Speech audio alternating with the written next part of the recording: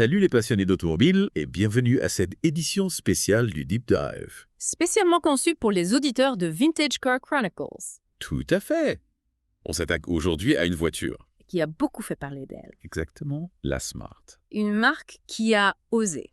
Défier les conventions, on peut dire ça comme ça. Oui, et qui, malgré des hauts et des bas, Continue de fasciner. absolument, On va plonger dans ses origines, explorer ses modèles. ses modèles phares, analyser son évolution à travers Différents documents. des documents historiques, des descriptions techniques Des analyses marketing. et même des rapports de sécurité Préparez-vous.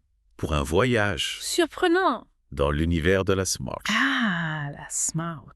Ce qui est fascinant avec cette voiture, C'est qu'elle est née d'une idée un peu folle. complètement folle, Oui, celle d'un horloger suisse, Nicolas Hayek. le fondateur de Swatch. Exactement. Qui rêvait de créer une Swatch mobile. Imaginez une voiture aussi tendance Et personnalisable. qu'une montre Swatch. Et cette idée a failli voir le jour. Avec Volkswagen, Ah oui, mais ça a capoté. le partenariat n'a pas abouti. Non, parce que Ferdinand Piëch, le PDG de Volkswagen à l'époque, D'accord? avait une vision différente pour le projet. Il voulait une voiture. Plus spacieuse à 4 places. Qui est devenue? La fameuse Lupo 3L. Ah oui, la Lupo 3L. Heureusement pour Hayek, Il avait d'autres contacts. dans l'industrie automobile, Et c'est là que Daimler-Benz entre en scène. le fabricant des Mercedes-Benz, Exactement. Un mariage improbable. entre le luxe et la microcitadine. On a du mal à imaginer C'est vrai ça. ces deux univers ensemble. Et pourtant, Et c'est s'est passé. de cette union insolite est née Micro Compact Car AG, Au MCC pour les intimes. l'entreprise qui a donné naissance à la Smart. On voit d'ailleurs dans les premiers prototypes L'Eco Sprinter et l'Eco Speedster. des éléments de style qui annoncent déjà la Smart City Coupé. La Smart City Coupé. Exactement. Et parlons un peu de Smartville. Révolutionnaire construite en France. Pour assembler les Smart. C'était plus qu'une usine. C'était un concept unique. Absolument. Smartville, c'est l'œuvre de l'ingénieur Johann Tom Ford. Johann Tom Ford. Il a imaginé un système d'assemblage modulaire Modulaire. où chaque fournisseur concevait, assemblait et installait son module. Directement sur la voiture. Ce qui est remarquable, c'est que cette approche a permis de réduire les coûts de production, De près de 20%. un facteur clé dans le positionnement prix de la Smart. Et en 1998, la première Smart, La City Coupé rebaptisée plus tard Fortwo. est lancée sur le marché. Mais elle a connu quelques problèmes de stabilité, Au début, notamment lors du fameux test de l'élan. le test de l'élan. Pouvez-vous nous en dire plus? C'est une manœuvre d'évitement d'urgence D'accord. qui simule un obstacle soudain sur la route. La Smart, avec son empattement court et son centre de gravité élevé, avait tendance à se renverser. Lors de ce test, Imaginez l'impact sur la confiance des consommateurs. si la Smart avait été lancée avec ce défaut, Exactement. heureusement, l'ingénieur Gerhard Fritz a été appelé à la rescousse. Il a apporté des modifications importantes à la voiture, Notamment, en abaissant le centre de gravité, en élargissant la voie et en ajoutant du poids à l'avant. ces ajustements ont été cruciaux pour la réussite commerciale de la Smart. Oui, et ils ont permis à la voiture de passer le test de l'élan avec succès. La sécurité, c'était un argument de vente important. Surtout pour une voiture aussi petite. Parlons maintenant des moteurs. Oui. La Smart a offert plusieurs options, dont un moteur turbo-diesel, Qui est incroyablement économe en carburant. battant même des records d'émissions de CO2 à l'époque. Une prouesse technologique. Oui, la Smart était en avance sur son temps en matière d'écologie. Elle répondait parfaitement aux préoccupations environnementales du début des années 2000. Ce moteur diesel a contribué à l'image de la Smart. Comme une voiture verte et responsable. D'ailleurs, souvenez-vous de leur campagne publicitaire mettant en avant ses faibles émissions. Absolument. C'était vraiment un argument de vente important à l'époque. Et il ne faut pas oublier les éléments de design qui ont fait la renommée de la Smart. La cellule de sécurité Tridian, reconnaissable entre 1000 Oui. et les panneaux de carrosserie interchangeables. La cellule Tridion, c'est un peu la colonne vertébrale de la Smart. Un cadre en acier haute résistance qui protège les passagers en cas de collision. Quant aux panneaux interchangeables, Ils ont permis à la Smart de jouer la carte de la personnalisation. à l'image des montres Swatch. Exactement. Exactement. Et on ne peut pas parler de la Smart sans mentionner ses éditions spéciales et ses variantes. La Smart Kei, conçue pour le marché japonais, Ah oui? avec ses réglementations strictes sur les Kei-cars. Les Kei-cars. Ce sont des micro-voitures qui bénéficient d'avantages fiscaux au Japon. D'accord. Elles ont des dimensions et des motorisations limitées, Ce qui a obligé Smart. à créer une version spécifique de la Fortwo. Pour ce marché, il y a eu aussi la Crossblade, un roadster sans porte ni toit. Une véritable déclaration d'audace. Et bien sûr, les modèles Brabus. Pour ceux qui recherchaient des performances plus sportives, C'est ce qui est intéressant avec la Smart, elle a su se décliner en plusieurs versions. tout en gardant son identité unique, On a l'impression qu'elle ne se prenait pas au sérieux. et qu'elle s'amusait à explorer différentes pistes. Et puis, il y a eu l'expansion de la gamme Smart avec la Roadster. Une petite sportive à 2 places. Et la 4x4, la version à 4 portes. Et 4 places. Mais cette expansion a aussi marqué le début et difficultés financières pour la marque. Oui, la Smart a voulu grandir trop vite peut-être. La Roadster et la 4x4 n'ont pas rencontré le succès escompté. On peut se demander si la Smart n'a pas perdu un peu de son âme en essayant de plaire à un public plus large. C'est une question intéressante.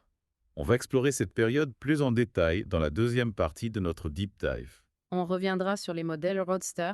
Et pour Four, on analysera les raisons de leurs échecs commerciaux. Et on verra comment la Smart a traversé cette période difficile. Restez avec nous, on vous promet encore plein de surprises et d'analyses captivantes Sur l'histoire fascinante de la Smart. de la Smart. On reprend notre exploration de l'univers Smart. Exactement. On a évoqué la Roadster et la Four, Oui, 2 modèles qui ont marqué une tentative d'expansion. pour la marque, mais qui n'ont pas vraiment rencontré le succès. Escompté, on peut le dire. Oui, commençons par la Roadster, Cette petite sportive P-Place qui incarnait l'esprit fun et décalé. de Smart. Oui. La Roadster, je me souviens de son lancement, c'était en 2003. Elle avait un look vraiment original, un peu futuriste, avec ses ailes galbées et son arrière tronqué. Oui, On la voyait dans tous les magazines automobiles à l'époque. c'est vrai. Qu'est-ce qui a fait qu'elle n'a pas réussi à séduire le public? Alors, c'est une combinaison de facteurs, je pense. D'accord? D'abord, il y a eu des problèmes de fiabilité au début, Ah, ce qui a terni un peu sa réputation. Ensuite, son prix était assez élevé pour une voiture aussi petite. Et puis, il y avait la concurrence. elle fait ressent dans le segment des roadsters. Avec des modèles plus puissants, Et plus prestigieux. on peut citer la Mazda MX-5, Oui. la Honda S2000 Tout à fait. ou encore la BMW Z4, qui étaient des références à l'époque. La Smart Roadster, malgré son charme et son agilité, Oui. avait du mal à rivaliser face à ces poids lourds du marché. C'est ça. Et puis, il y avait aussi une certaine dissonance entre l'image de la Smart, perçue comme une voiture, Citadine. et économique, Oui. et celle d'un roadster sportif. Les clients potentiels n'ont peut-être pas compris ce positionnement un peu hybride.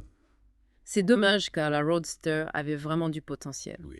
Son moteur, un petit 3 cylindres turbo-compressé, était vif et dynamique.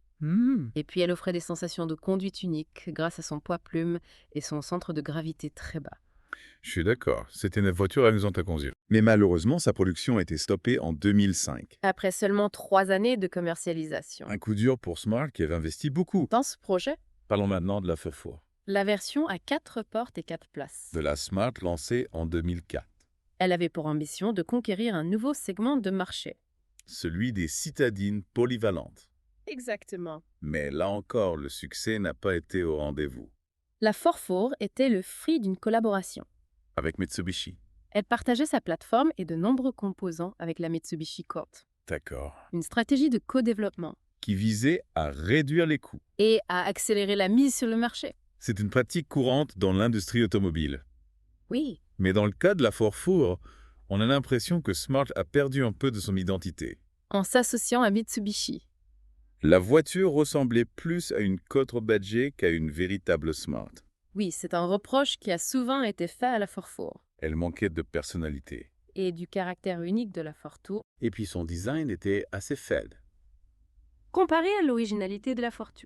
Et malgré son format plus pratique, la 4x4 n'a pas réussi à convaincre les familles. Elle était plus chère que ses concurrentes directes comme la Renault Twingo ou la Fiat Panda. Et son habitabilité, bien qu'améliorée par rapport à la Fortwo, Oui. restait limitée.